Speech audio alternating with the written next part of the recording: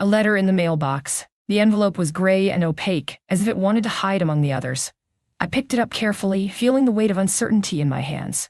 I knew what it contained would change my life forever. In that instant, my stomach clenched, but I couldn't help but open it. It was a legal file, sealed and signed by Ricardo. How is this possible? I thought, unable to take my eyes off Elena's name beside his. A chill ran down my spine. I couldn't believe Ricardo was working with her to do this to me. Elena had always been a cold and calculating woman. She knew how to play the game and never hesitated to use it to her advantage, even if it meant trampling me underfoot. Ricardo's gaze followed me from the bottom of the file. He seemed so confident, as if he had already won the game before it even began. His voice still echoed in my head. "Yathi House doesn't belong to you anymore, Kamalia." The words hit me with the force of a punch. I felt helpless, like a shipwreck adrift at the mercy of the waves.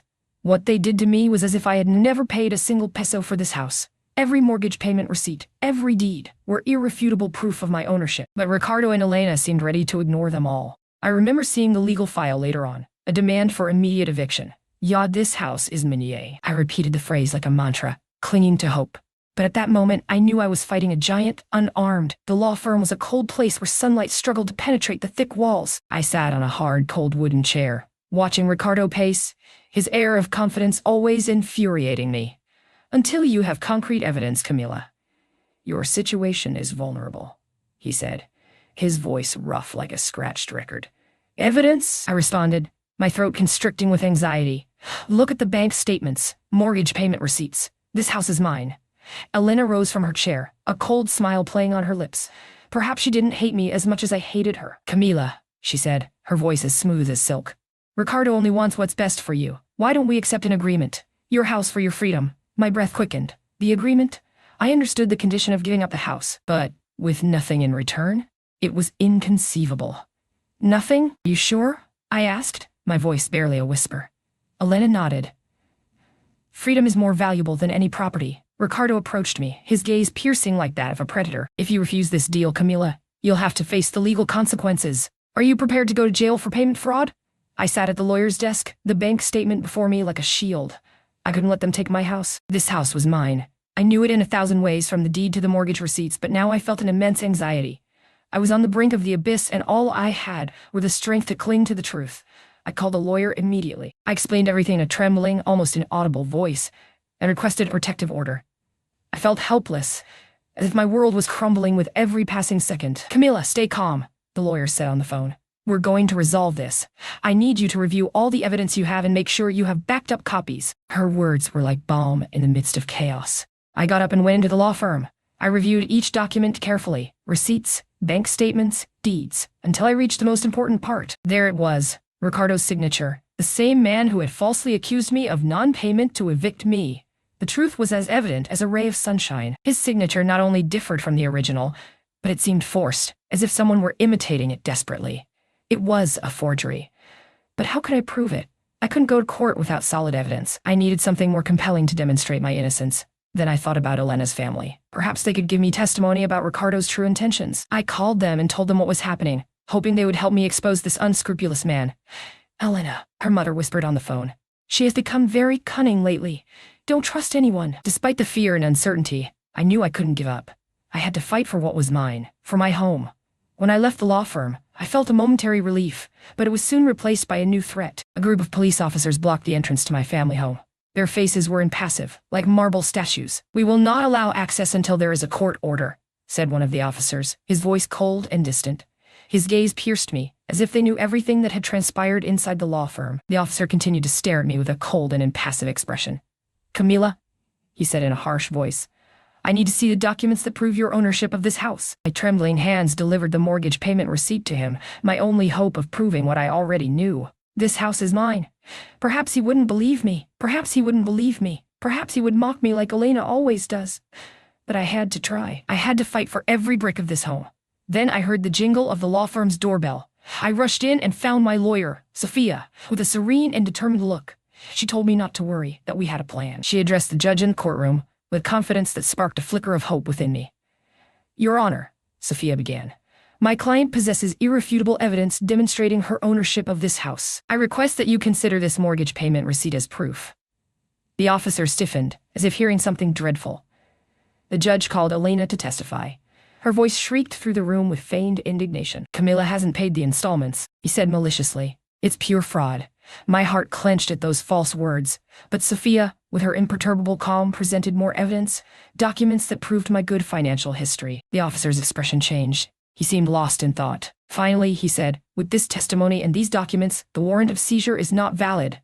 A feeling of relief flooded me, but I knew the conflict wasn't over. The judge raised his gaze with a grave expression. This case is complex, he said, and requires further investigation. For now, I issue a provisional order. Sweat ran down my palms as the judge stared at me intently. Elena, with a mocking smile on her face, had insisted on accusing me of fraud. I haven't paid a single penny, she said in a cold voice. All those receipts are fake. Ricardo, his accomplice, presented a stack of papers that purported to be copies of my bank statements, manipulated to show I had never made the payments. What they did was as if I had never paid a single peso for this house. And my house, my beloved family home, was at stake. These accusations are entirely false. I responded with a firm voice in court. I have proof of every payment. My lawyer, Maria, presented the bank statement to the judge, which clearly reflected all transactions. The judge questioned Maria about the legality of the initial contract and delved into technical details. As she argued with precision, Elena and Ricardo tried to unsettle her with hostile looks and nonsensical questions. Suddenly, the atmosphere grew tense until a group of people burst into the courtroom, shouting slogans against Elena and Ricardo. The community, upon learning of the deception, had mobilized to defend me. Order, the judge exclaimed, banging his gavel. The audience fell silent, their gazes fixed on the judicial authority. I need more evidence, the judge finally said. The walls of my house had become constricting. Every corner reminded me of the constant struggle. I had reviewed my deed over and over, as if that could change the outcome. But Ricardo and Elena wouldn't budge. Their insistence that I had failed to meet the payments was relentless. This house is mine, I repeated mentally to remain steadfast. Then I thought, perhaps the only thing left was to seek support from the community. That afternoon, I organized a meeting in the town square. I told my neighbors what was happening. My desperation became palpable with each word. At first, some seemed hesitant, but Mateo, the elderly man who had always been so kind, spoke up. Camila has been an exemplary neighbor, he said firmly, and it is unjust what is happening to her. Her courage emboldened others. The square filled with people all eager to support her. Even a legal firm made an appearance, offering their assistance in her defense. Faced with the angry crowd, Elena and Ricardo ultimately withdrew from the proceedings. The atmosphere was tense yet hopeful, until Mateo's voice rang out once more. Camila has proven through documented evidence her ownership of this house. The community votes in favor of her release. It was a historic moment for me. My heart pounded with the support I received. But most importantly, I knew I wasn't alone in this fight. The judge heard from the community that morning. A lump formed in my throat as the lawyer presented a protective motion to the judge. Her voice was strong, confident, but I felt like a ship without an anchor. I clung to the only certainty I had, having paid every installment. This house is mine. I couldn't afford to lose it. The judge, with his impassive gaze, ordered a public hearing in the courtroom. Adrenaline surged through me. It was my chance to tell my truth to people, to show them the injustice Ricardo and Elena were trying to perpetrate. But then, Ricardo burst into the space, filled with rage. He tried to disrupt the hearing with threats, shouting nonsensical things, attempting to confuse the judge and the audience. I felt vulnerable, as if being consumed by his fury, and I took a deep breath and pushed my way through the chaos. Enough, I said, my voice echoing through the room. Conflict cannot be resolved with violence and lies. I have paid every installment on this house. The audience fell silent. Elena, seeing she couldn't control the situation, slowly moved away during the debate. Her face reflected tension and fear. My voice trembled slightly as I recalled what they had done to me, as if I had never paid a single penny for this house. But I kept my gaze fixed on the judge's eyes, seeking justice in his cold and distant expression. I felt a cold sweat at the nape of my neck while waiting. The courtroom was cold and impersonal. But what chilled me most was Ricardo's look. He watched me with an expression of cruel superiority, as if he had already won. But I wasn't going to give up. This house is mine. It was mine from the day I signed the deed. This house is mine, I murmured mentally. The judge called my name, and my lawyer, a strong and determined woman, stood beside me. She gave me a gentle squeeze of the hand to reassure me. Don't worry, Camilla. We will support you in everything. Her voice returned some confidence to me. Present the bank statement to the judge. The pages with my financial history lay spread across the dark wooden table. Ricardo and Elena whispered amongst themselves, trying to unnerve me, but I ignored their comments. Miss Camilla, said the judge, your lawyer asserts that this document proves your ownership of the property in question. Is that so? Yes, sir, I replied with a firm voice, without hesitation. These banking transactions record every payment made by me. My lawyer continued presenting the deed of sale as additional evidence. Each letter and signature filled me with a strange sense of pride. The truth was there in black and white. The judge examined the documents carefully, his face impassive. I could feel the tension in the air. We all waited anxiously for his decision. Finally, he looked up and uttered the words I never thought I would hear. The evidence presented is insufficient to determine ownership of the property. The case will be postponed until further notice. My lawyer, Ricardo, rose to his feet and began to speak with a firmness I had never heard before. Your Honor, he said, looking at the judge, this accusation is false. The contract they are presenting is a manipulated document. The original deed of sale proves it, and bank statement Camilla presented confirms every payment made on time. Ricardo's lawyer flushed, attempted to interrupt, but the judge stopped him with a gesture. It was as if the truth were floating in the air, tangible and undeniable. This house is mine, I said firmly, watching my lawyer present my evidence. I have paid every installment. I've kept my home impeccable, and now they want to take it from me because of a lie. The tension was palpable. The judge reviewed the documentation, his gaze moving from the papers to my face, as if searching for the truth in my eyes. I felt vulnerable, exposed, but also filled with a determination I had never known. For a moment, I thought everything would crumble, that I would be deceived again. But then, the people of my community, my neighbors, my friends, came to the court and testified in my favor. They recounted how I had always been a good neighbor, how I took care of my house and my garden. Their words were like balm on my soul, giving me strength to carry on. The judge listened intently, his face reflecting the gravity of the case, until finally, with a firm and resolute tone, he declared, the order is issued to reverse the embargo and return the house to Camilla Yu. The courtroom erupted in applause. I couldn't believe what was happening. I had won. I felt the weight of the months on my shoulders, each one heavier than the last. But now, at the end of the journey, there was only one step left, reclaiming my home. What they did to me was as if I had never paid a single peso for this house, as if my mortgage payments and bank statements were mere scraps of paper with no value. But I would not allow them to erase my history. Finally, the day of the trial arrived. Ricardo and Elena, with their cold and calculating faces, attempted to sow doubt once more. But this time, my evidence was irrefutable. Sealed documents, witnesses supporting my version, even the testimony of an old neighbor who had witnessed the initial transactions. Then came my turn. I climbed onto the stand, my gaze steady and confident. I recalled every letter of the purchase agreement, every cent deposited into the bank account. This house is mine, I declared in a resonant voice, and it will not be taken from me by lies and betrayals. Silence reigned in the room for a few seconds, until the judge broke the tension. Based on the presented evidence and testimonies, I deliver my sentence. Ricardo and Elena's claim is dismissed, and Camila is declared the legal owner of the property. The judge's words echoed like thunder within me. A wave of relief washed over my body, as if thousands of stones had been lifted from my shoulders. Joy engulfed my family and friends in the courtroom, applauding enthusiastically. The judge handed me the key to my house. This house is now yours, Camilla, he said with a kind smile, as the community cheered at a frenzied pace. I felt my world crumbling around me. Every time I opened my eyes, I was faced with the same scene. The law firm, the cold gaze of my lawyer, and the promise of a legal battle that could shatter me completely. But I wouldn't give up, never. This house is mine. I knew it with absolute certainty. I clung to that idea like a life preserver in the midst of a turbulent ocean. Camila, my lawyer said in a soft yet firm voice, review the deed of sale. It's crucial that you understand every detail. I looked at the papers. Their tiny, intricate letters seemed to mock my distress. I searched for the purchase date, the price, my parents' names. Each detail served as a reminder that this house had always been mine. But Ricardo, my antagonist in this grotesque plot, insisted on denying me my right to it. Then began an endless legal battle, filled with documents, deadlines, and complex legal arguments. My lawyer, with her professionalism and wisdom, guided me step by step through that judicial labyrinth. We are presenting the mortgage payment receipts as evidence, my lawyer told the judge. Each one of them certifies that Camila fulfilled all the installments. The judge listened attentively, but Ricardo would not yield so easily. I found myself face to face with him in the town square, where the streets had always been witnesses to happy moments, and now seemed to reflect my pain. And what about the annual property tax? Elena asked me, her voice dripping with sarcasm. Perhaps you forget that small detail, Camila. A shiver ran down my spine. Had I overlooked something so crucial? My lawyer smiled sadly. Camila, there's something you need to know. The true debt is larger than we recalled. I clung to the idea that this house was mine. It was the only thing I had left after everything I had gone through. But now I faced a crueler truth. I was on the brink of financial ruin, and my neighbors mocked my situation. Elena, that woman with her perpetually disdainful gaze, would say things like, maybe one day you'll realize what you've done, as she walked alongside Ricardo in the garden.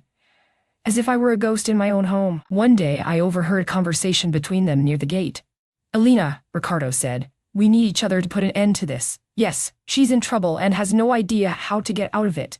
A fist seemed to clench around my chest. Elena was mentioning to Ricardo their alliance within the neighborhood association, a conspiracy that was about to materialize against me.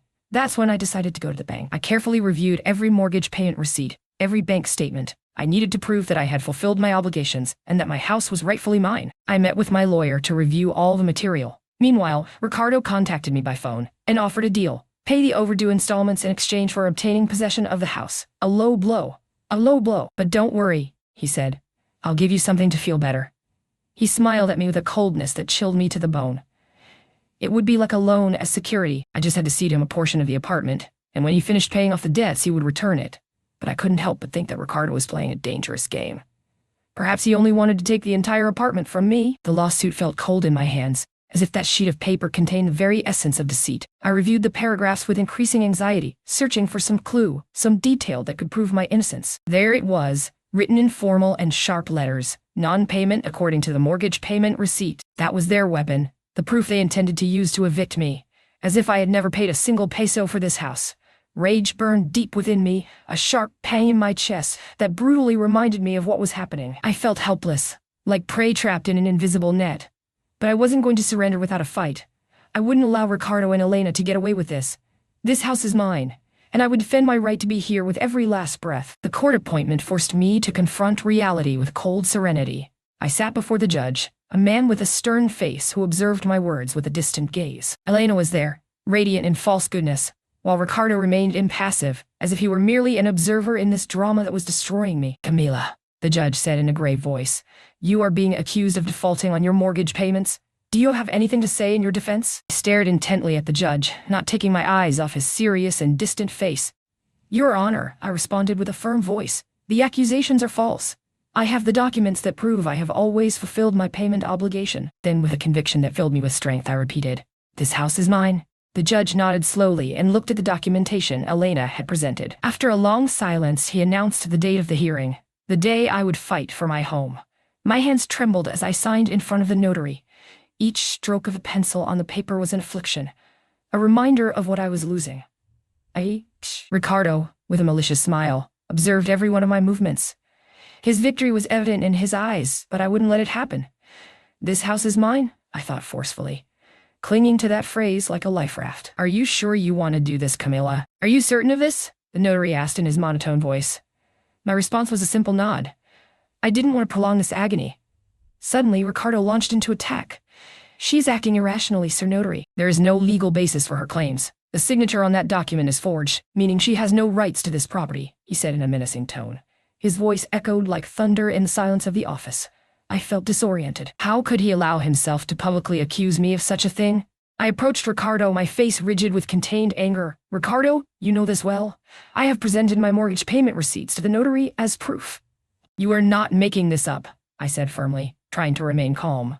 Elena, his accomplice in this whole scheme, intervened. It is clear that you do not understand the situation, Camila. The legal file is in our favor, and the document you presented is a forgery. His tone was patronizing, as if he were speaking to a young child. I wasn't allowed to speak. Is there any justice in this world? I thought silently. I felt helpless against the two of them. It was then that I made a decision. Mr. Notary, I said with determination, I demand the order of embargo from the judge. I must demonstrate my ownership of this house. The judge listened attentively to my arguments and examined the evidence presented. Once the hearing was concluded, the judge delivered his sentence. Yaffe House remains under detention until the legal conflict is resolved. His voice echoed like a hammer in my head, leaving me breathless. Uncertainty weighed heavily on me. What they were doing felt as if I had never paid a single penny for this house. I felt powerless, but then I remembered my purchase agreement, carefully kept safe. That was my anchor, the tangible proof that this place was mine. I sought out my lawyer, Sophia, a woman of few words but with a resolute gaze, as if she knew all the answers. Her office was silent, broken only by the ticking clock and the rustling of documents on the shelf. I need to appeal this embargo, Sophia, I said, my voice trembling. They are evicting me from my own home. Sophia looked at me with compassion. Don't worry, Camila. I will review the file and tell you what we can do. I handed her the folder containing all the documents. It was a mountain of papers that reminded me of the weeks of anguish, the sleepless nights, and the feeling of emptiness that flooded me every time I looked at the empty family home. I need additional proof, Sophia said after reviewing the documentation. Clear evidence that you always fulfilled your payments. For a moment the world stood still. Sophia's words echoed in my head like a bell. It wasn't just the plea, but finding proof, witnesses who would support me, of course. I replied resolutely, I'm starting a list right now. My mind was already working feverishly. I had to contact my neighbors, Ilana and Ricardo. Perhaps they could help. And I needed the bank statement from the bank where I had made the payments, as if it were a map that would lead me back home. There's enough evidence, Sophia repeated, breaking my stream of thoughts. She looked at me with firm eyes and added, I trust we will be able to reverse this situation. My lawyer's words transmitted a glimmer of hope that I could barely see. We will find proof, Camila. Don't worry. My mind wouldn't stop processing the possibility of losing this house, this fundamental part of my life. This house is mine. A mantra repeated in my mind like a persistent echo. I sought out a key person at the bank, someone who had seen my mortgage payments. I sat across from their desk, trying to articulate the words that would help me reclaim what was mine. Mule, I need to speak with you about my case. But their eyes clouded and their voice became distant. I don't remember anything, Camilla. I'm sorry. Then I understood that the enemy wasn't only hiding in the shadows of the courtroom, but had also infiltrated the labyrinths of my memories. Perhaps there is some other record, I said with a weak voice, clinging to any possibility. My lawyer carefully reviewed the files. Suddenly, her face lit up with satisfaction, but a task remained, facing the judge in an emergency hearing.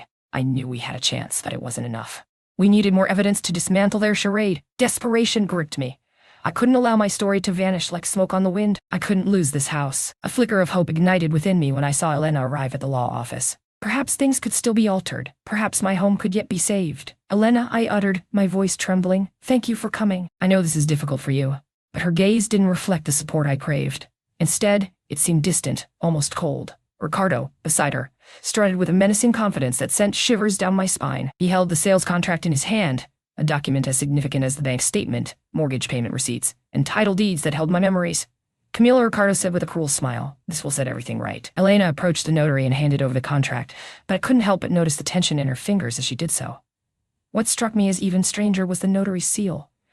Barely perceptible, as if deliberately concealed. May I see the contract? Are you sure? I asked Ricardo, my voice firmer than I felt. He laughed and gave me a mocking look. Of course, he said. You must be certain of what we're signing. When I took the contract in my hands, my heart skipped a beat. The notary seal was deformed, as if it had been forged with meticulous care. The truth hit me with the force of a hammer.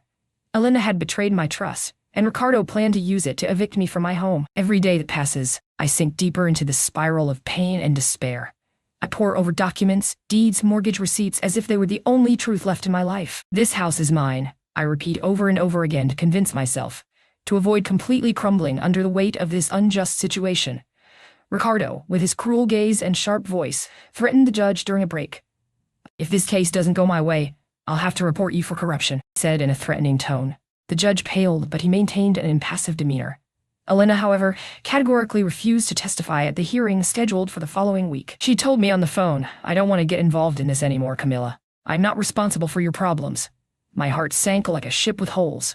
I felt that all the effort I had made up to now was vanishing like smoke. I had to do something urgently. I needed the hearing to tell my truth. Please, I need an emergency hearing, I told the judge, but his response was a simple and dry, it's not possible. He stood up, left the room, and left me alone in that abyss of uncertainty.